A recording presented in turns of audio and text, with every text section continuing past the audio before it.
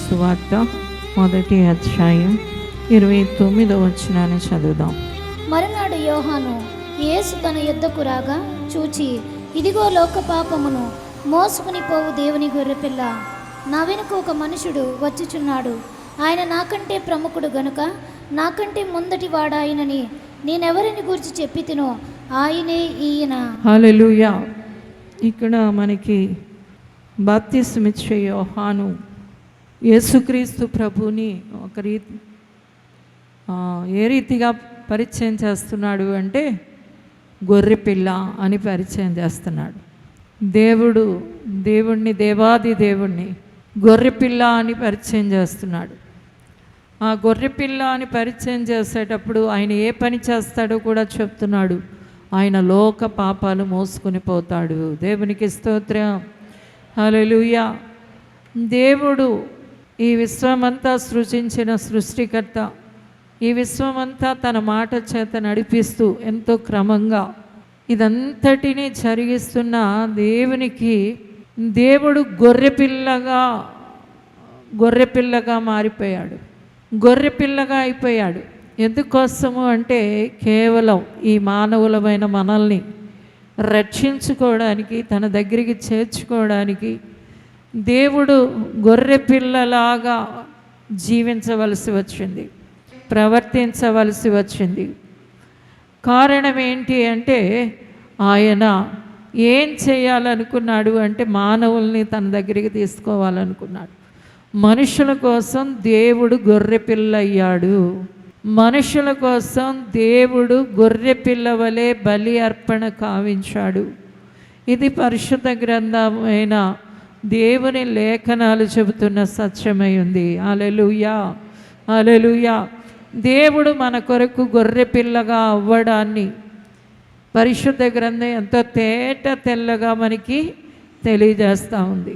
మనుషుల పాపాలు మోయడానికి, మనుషుల పాపాలకి ప్రాయశ్చిత్తం చేయడానికి, మనుషుల పాపాలన్నీ కూడా తొలగించడానికి, మనుషుల పాప శిక్ష మనుషుల మీదకి రాకుండా ఉండడానికి దేవుడు బలి అర్పణ చేయాలి అనుకున్నప్పుడు ఆయన గొర్రెపిల్లగా మారాడు. దేవునికి స్తోత్రం.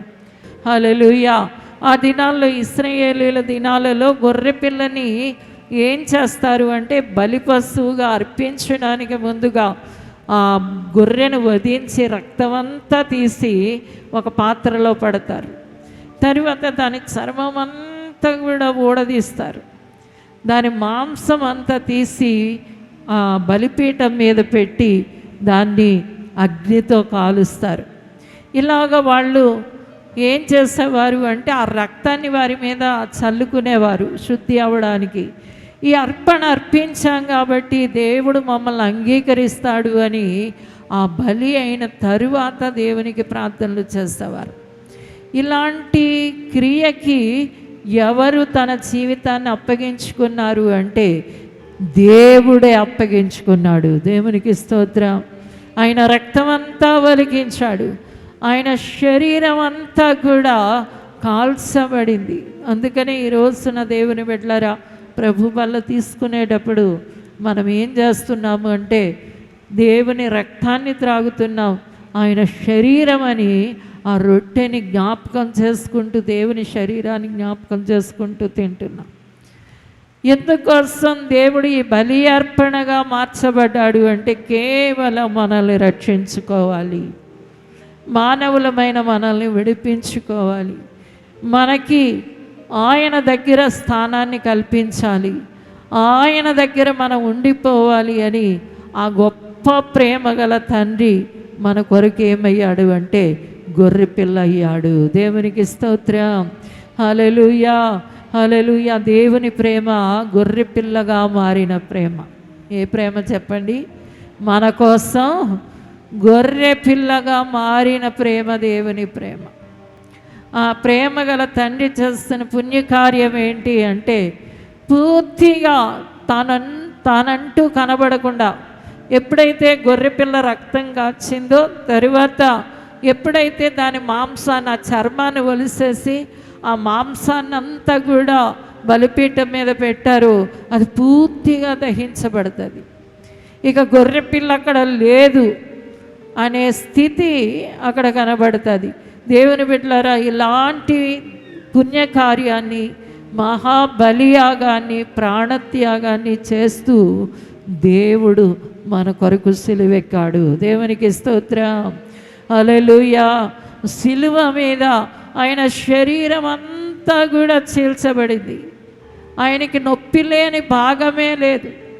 భయంకరమైన బాధని, నొప్పిని ఆయన అనుభవిస్తూ ఆ వేదనకరమైన బాధలో ఆయన రక్తాన్ని కారుస్తూ తన ప్రాణాన్ని అర్పించిన ఆ గొప్ప దేవుణ్ణి ఈ రోజున మనము కలిగి ఉన్నాం. దేవునికి స్తోత్రం. హల్లెలూయా, హల్లెలూయా. అందుకని మొట్టమొదటిగా యోహాను యేసు ప్రభుని, దేవుణ్ణి ఎలాగ పరిచయం చేస్తున్నాడు అంటే, ఇదిగో ఆయన లోక పాపాలు మోసుకొని పోవు దేవుని గొర్రెపిల్ల. ఆయన లోకంలో ఉన్న అందరికీ ప్రాయశ్చిత్తం చేయాలనుకుంటున్నాడు. అందుకని ఈ రోజున భూమి మీద ఎక్కడెక్కడున్న ప్రజలు, ఏ కులమైనా, ఏ మతమైనా, ఆడవాళ్ళైనా, మగవాళ్ళైనా, చిన్నవాళ్ళైనా, వృద్ధులైనా, పెద్దవాళ్ళైనా, ఏ తరగతి వాళ్ళైనా, ఏ వయస్సు గలవారైనా యేసు ప్రభుని నమ్మినప్పుడు వారికి ఏం కలుగుతుంది అంటే గొప్ప విడుదల కలుగుతుంది. దేవునికి స్తోత్రం. గొప్ప శుద్ధీకరణ కలుగుతుంది, గొప్ప విమోచన కలుగుతుంది. ఎందుకంటే వారి పాపాల కొరకు ప్రాయశ్చిత్తం చేసిన దేవాది దేవుడు సిలువలో మనకి కనబడుతున్నాడు. దేవునికి స్తోత్రం. హల్లెలూయా, హల్లెలూయా. ఈ గొప్ప కార్యం, ఈ పుణ్యకార్యం ఎవ్వరు ఈ భూమి మీద, ఏ మనిషి కొరకు, దేవుళ్ళు, దేవతలు, గురువులు, బాబాలు, మహాత్ములు అనేకులు భూమి మీద ఉన్నారు. మంచి ఉపదేశించారు, మంచి మాటలు చెప్పారు, కానీ ఇలాంటి అర్పణ ఎవరూ చేయలేదు. అలాంటి అర్పణ చేసిన వాడు ఏకైక దేవుడు, ఏకైక ప్రభు యేసుక్రీస్తు ఒక్కడే. దేవునికి స్తోత్రం. హల్లెలూయా, హల్లెలూయా. ఆయన గొర్రెగా మారాడు, దేవుడు గొర్రెయ్యాడు. దేవుడు గొర్రె పిల్లగా మారి మన పాపానికి ఆయన ఏం చేస్తాడు చెప్పండి? ప్రాయశ్చిత్తం చేస్తాడు. అందుకనే సర్వలోక పాపాలకి ఆయన ఏమై ఉన్నాడట? శాంతికరమై ఉన్నాడు. ప్రతి మనిషిని ఉన్న పాపాన్ని ఇక వారు మోయవలసిన పని లేదు. ఆ పాప భారంతో జీవించవలసిన పని లేదు. ఆ పాప శిక్షను అనుభవించవలసిన పని లేదు. ఎప్పుడు అంటే ఆ యేసు ప్రభుని నమ్మినప్పుడు. దేవునికి స్తోత్రం. హల్లెలూయా. యేసు అనే దేవుడు గొర్రె పిల్లగా మారి ఈ లోకములో ప్రత్యక్షమయ్యాడు. చప్పట్లు కొట్టి దేవుని నామానికి మహిమ చెల్లించండి. హల్లెలూయా. లోకమంతా, భూమి అంతా తిరిగిన, భూమి పుట్టింది మొదలు భూమి అంతమయ్యే వరకు ఇలాంటి పుణ్యకార్యం చేసిన వాళ్ళు ఎవరు లేరు. అది చేసింది ఎవరు అంటే దేవుడు ఒక్కడే. హల్లెలూయా, హల్లెలూయా. ఆయన పేరు యేసు. ఆయన పేరేంటి చెప్పండి? యేసు అనే దేవుడు ఏం చేస్తాడు? లోకానికి ప్రాయశ్చిత్తం చేశాడు, లోకానికి పుణ్యకార్యం చేస్తాడు, మహాబలియాగం చేస్తాడు.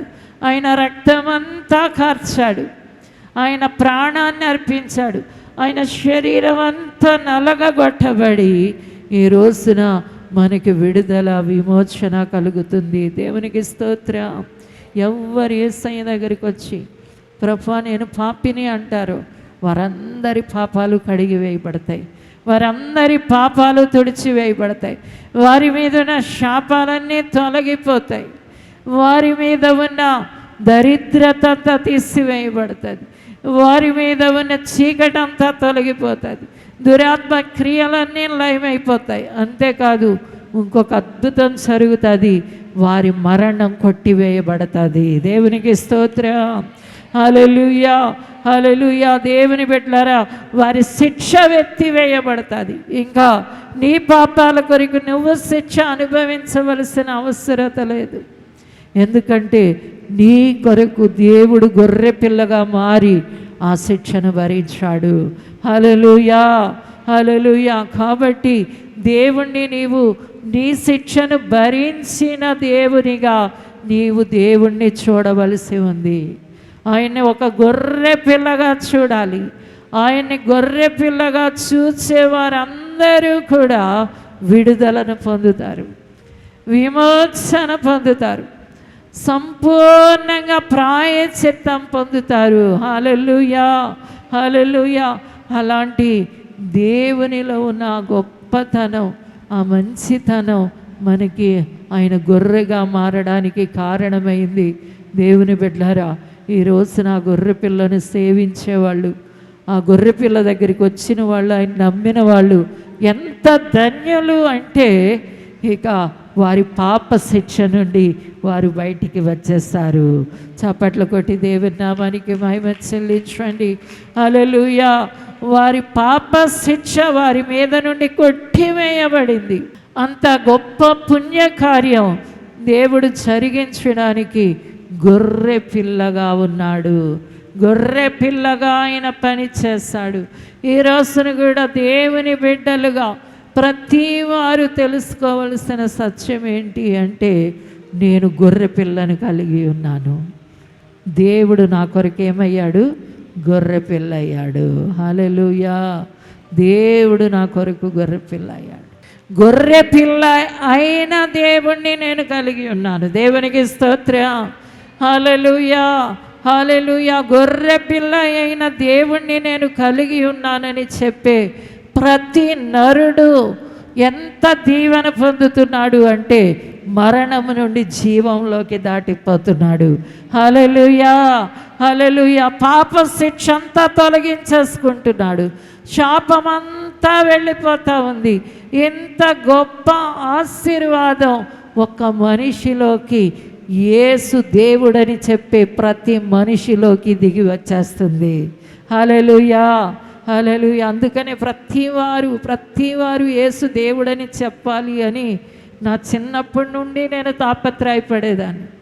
నేను 12 సంవత్సరాల వయసులో ప్రభుని నమ్ముకున్నాను. 15వ సంవత్సరం నుండి నాకు ఒకే ఆలోచన ఉండేది, ప్రతి వాళ్ళు యేసు దేవుడు అనాలి. ఎందుకంటే యేసు దేవుడని ఒప్పుకునే ప్రతి వాళ్ళకి కూడా వారి పాప శిక్ష తొలగిపోతుంది, వారి మరణం తొలగిపోతుంది, వారి శాపం తొలగిపోతుంది, వారికి విడుదల కలుగుతుంది, దురాత్మల నుండి పూర్తి విడుదల కలుగుతుంది. ఎందుకంటే యేసు దైవ గొర్రె పిల్ల అయి ఉన్నాడు. గట్టిగా చప్పట్లు కొట్టి దేవుని నామానికి మహిమ చెల్లించుదాం. హల్లెలూయా, హల్లెలూయా. ఈ రోజున మొట్టమొదటిగా నీవు దేవుని నీ పాపం మోసిన గొర్రె పిల్లగా నీవు అంగీకరి. దేవుని బిడ్డ, ఎంత అద్భుతమైన విడుదల, ఎంత అద్భుతమైన స్వతంత్రత, ఎంత అద్భుతమైన ఆనందం, సమాధానం నీ జీవితంలో సంపూర్ణంగా కలిగి ఉండగలుగుతారు. హల్లెలూయా, హల్లెలూయా. ఎందుకంటే నీ పాపము నుండి ఒక్క క్షణములో విడుదల కలుగుతుంది. ఒక్క క్షణములో యేసు దేవుడని చెప్పగానే పూర్తిగా నీ పాపము నుండి, ఆ శిక్ష నుండి విడుదల పొందడానికి దేవుడు గొర్రె పిల్ల అయ్యాడు. గట్టిగా చప్పట్లు కొట్టి దేవుని నామానికి మహిమ చెల్లించుదాం. హల్లెలూయా. తరువాత చూడండి దేవుని బిడ్డలారా, 35వ వచనాన్ని చదువుదాం. మరునాడు మరలా యోహానును అతని శిష్యులలో 2 నిలుచుండగా అతడు నడుచుచున్న యేసు వైపు చూచి, ఇదిగో దేవుని గొర్రెపిల్ల అని చెప్పెను. రెండవదిగా యోహాను యేసు ప్రభుని ఎలా పరిచయం చేస్తున్నాడంటే, 2వ రోజు మరునాడు యేసు ప్రభు వెళ్ళిపోతూ ఉంటే అతడు చెప్తున్నాడు, ఇదిగో దేవుని గొర్రెపిల్ల. యేసయ్య నడుస్తూ ఉంటే చెప్తున్నాడు, ఇదిగో దేవుని గొర్రెపిల్ల. హల్లెలూయా, హల్లెలూయా. నడుస్తున్న యేసయ్య వైపు చూపించి ఆయన్ని గొర్రెపిల్ల అని పరిచయం చేస్తున్నాడు. దేవుడు ఈ లోకానికి గొర్రెగా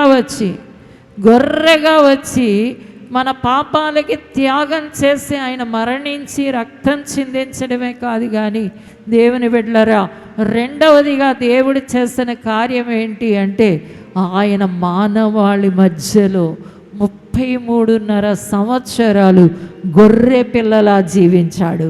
చప్పట్లు కొట్టి దేవుని నామానికి మహిమ చెల్లించండి. ఎలా జీవించాడు? గొర్రె పిల్లగా 33.5 సంవత్సరాలు జీవించాడు. గొర్రె యొక్క లక్షణం ప్రతి వారికి తెలుసు. అది ఎలా ఉంటుంది? సాధువుగా ఉంటుంది. ఇతరులకి ఏ హాని చెయ్యనిదిగా ఉంటుంది. ఇతరులకి ఏ హాని తలపెట్టనిదిగా ఉంటుంది. ఒక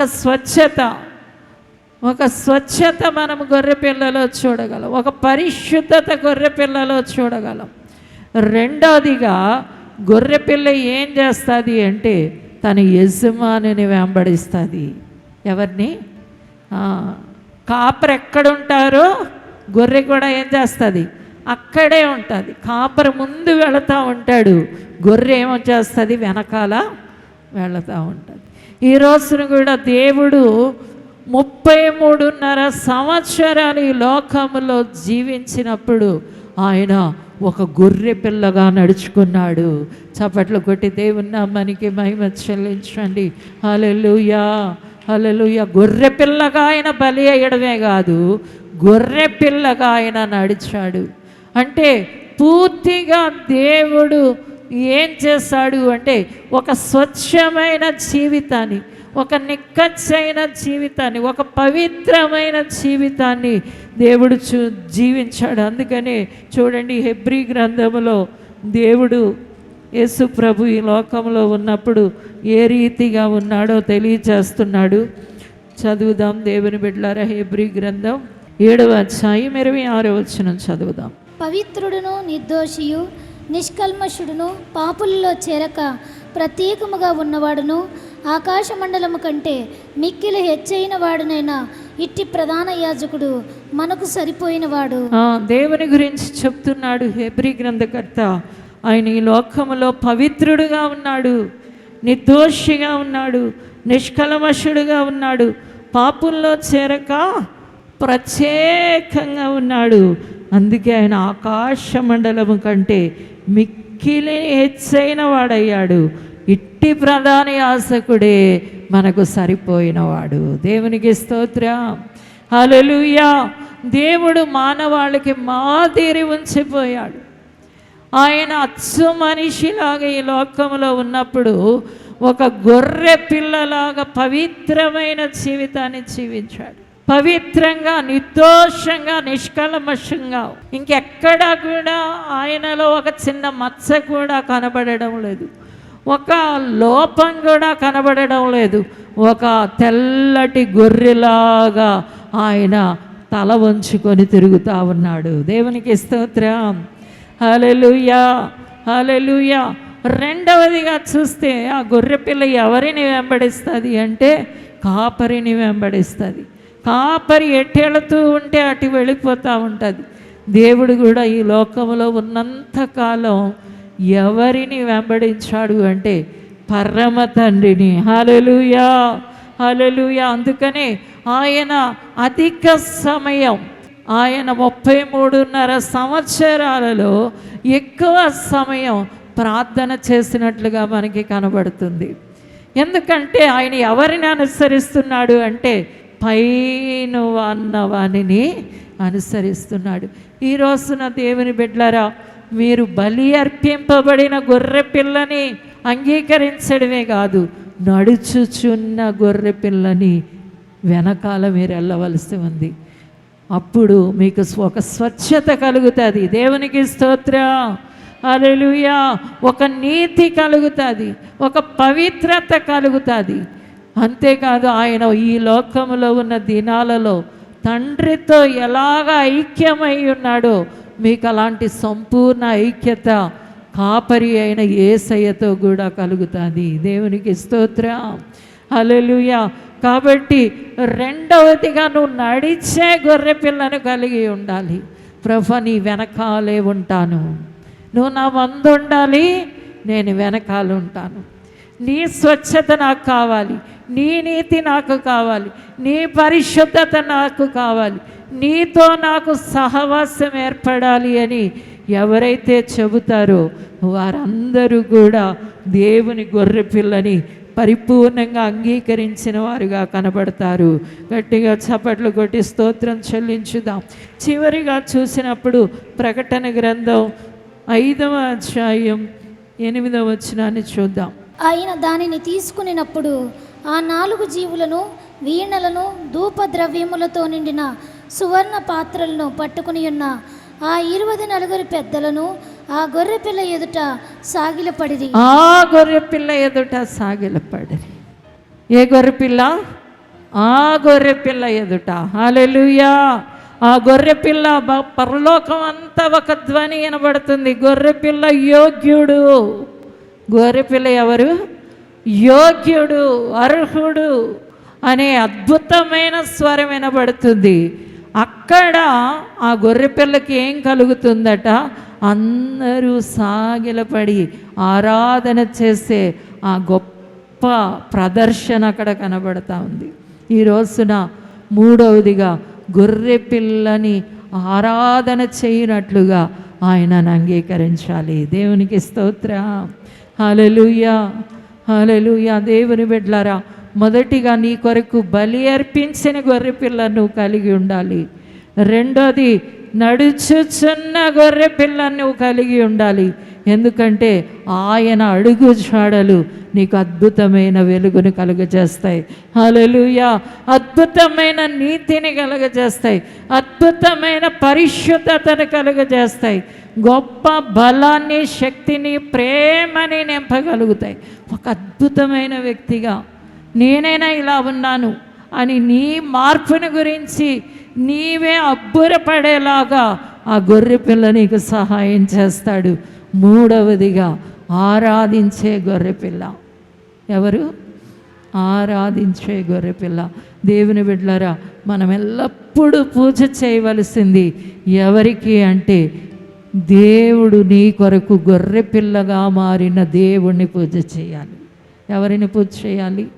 మనుషుల్ని కాదు, మనుషుల్ని కాదు, ప్రకృతిని కాదు, లేకపోతే ఇంకా నానా చెత్త చెదారాన్ని కాదు. నీ కొరకు గొర్రెగా మారిన ఆయనకి, ఆయన ఎదుట సాగిలపడాలి. గొర్రె పిల్లకి నేను పూజ అర్పిస్తాను అనే వాళ్ళందరూ కూడా అద్భుతమైన జీవితాన్ని కలిగి ఉండగలుగుతారు. దేవునికి స్తోత్రం. హల్లెలూయా, హల్లెలూయా. దేవుడు నీ కొరకు గొర్రెయ్యాడు.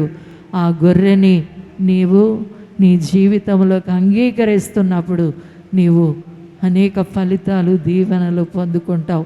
గొర్రె పిల్లను ఆరాధించే వాళ్ళందరూ ఆయన సింహాసనం మీద కూర్చున్నట్టు అందరూ సింహాసనం మీద కూర్చోగలుగుతారు. చూడండి, ఇదే ప్రకటన గ్రంథం 3వ అధ్యాయం 21వ వచనాన్ని చదువుదాం. నేను జయించి నా తండ్రితో కూడా ఆయన సింహాసనమునందు కూర్చుండి ఉన్న ప్రకారము జయించు వానిని నాతో కూడా నా సింహాసనం అందు కూర్చోబెట్టదును. ఆయన సింహాసనం మీద కూర్చున్నాడో లేదో చూడండి. 5వ అధ్యాయం 6వ వచనం.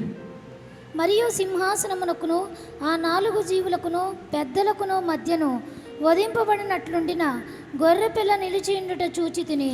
వధింపబడిన గొర్రెపిల్ల ఎక్కడ నిలబడ్డాడు? సింహాసనం మీద నిలబడ్డాడు. ఆయన్ని చూస్తున్నాడు. ఆయన చెప్తున్న వాగ్దానం ఏంటి అంటే, నేను ఎలాగ సింహాసనం మీద కూర్చున్నానో మీరందరూ కూడా ఏం చేస్తారు? సింహాసనం మీద కూర్చుంటారు. మీరు అధికారులు అవుతారు. హల్లెలూయా. మీరు గనులు అవుతారు. మీరు నాతో పాటు కూర్చునే యోగ్యతని, అర్హతని పొందుకుంటారు. గట్టిగా చప్పట్లు కొట్టి దేవాది దేవునికి స్తోత్రం చెల్లించుదాం. ఈ రోజున దేవుని బిడ్డలారు, అంత గొప్ప ఆధిక్యతకి దేవుడు నిన్ను పిలిచాడు. అంత గొప్ప విశేషమైన ఆశీర్వాదానికి పిలిచాడు. ఎక్కడో ఒక మూల కాదు, ఎక్కడో ఒక పక్కన కాదు, ఎక్కడో దేవుడు ఎదురుగుండా కాదు, నా సింహాసనమందు నా బిడ్డ కూర్చుంటాడు. ఎందుకంటే ఆ గొర్రె పిల్లకి సింహాసనం మీద ఉన్న గొర్రె పిల్లకి మనం ఏం చేస్తున్నాం?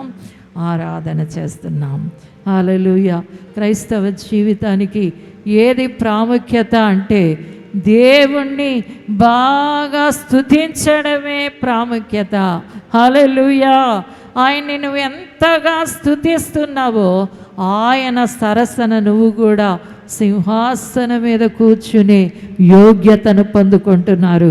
గట్టిగా చప్పట్లు కొట్టి దేవుని నామానికి మహిమ చెల్లించుదాం. బలి అర్పించబడిన గొర్రె పిల్ల ద్వారా నీకు విడుదల కలుగుతుంది. నడుచుచున్న గొర్రె పిల్ల ద్వారా ఆయన దివ్య గుణాలు నీలోనికి వచ్చేస్తున్నాయి. స్తుతింపబడే గొర్రె పిల్ల ద్వారా నీవు ఆయనతో సమానంగా సింహాసనం ఎక్కేస్తున్నావు. హల్లెలూయా. అందరు లేచి నిలబడండి, ప్రార్థన చేసుకుందాం.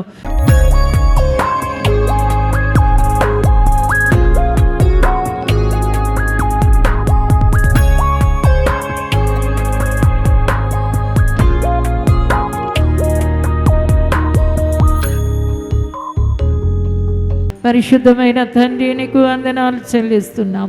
అయ్యా, నీ బిడ్డలు నిన్ను గొర్రె పిల్లగా అంగీకరించుదురుగాక, గొర్రె పిల్లగా అనుసరించుదురుగాక, గొర్రె పిల్లగా పూజించుదురుగాక. ఆశీర్వదించండి నాయన. ఎట్టి దీవెన అందరికీ కలుగునుగాక. యేసు నామమున దీవిస్తూ యేసు నామమున అడుగుచున్నాము తండ్రి. ఆమేన్, ఆమేన్.